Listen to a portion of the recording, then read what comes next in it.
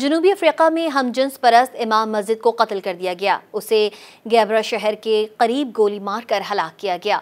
Don अखबार में शाया गैर मुल्की खबर रसा इदारे AFP के रिपोर्ट के मुताबिक पुलिस ने बताया कत्ल होने वाला मोहसिन हेंड्रिक्स हमजिन्स परस्तों और पसमानदा मुसलमानों के लिए महफूज पनागाह के तौर पर बनाई गई मस्जिद में इमामत करता था। वो एक शख्स के साथ कार में सवार था।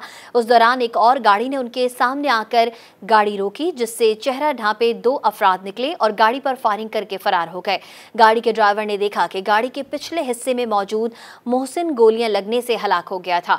पुलिस का कहना है कि कत्ल के मुहर्रिकात का पता नहीं चल सका। पुलिस ने अवाम से कातिल का सुराग लगाने में मदद करने की अपील की है। मोहसिन 1996 में हमजिन्स परस्त के तौर पर सामने आया था और हमजिन्स परस्तों के खिलाफ ग्रुपों में शामिल था। वो केप टाउन के करीब वानबर्ग में अलगरबा मस्जिद में इमामत करता था। मज़ीद न्यूज़ अपडेट्स और डिजिटल स्टोरीज के लिए सब्सक्राइब करें डॉन न्यूज़ पाकिस्तान।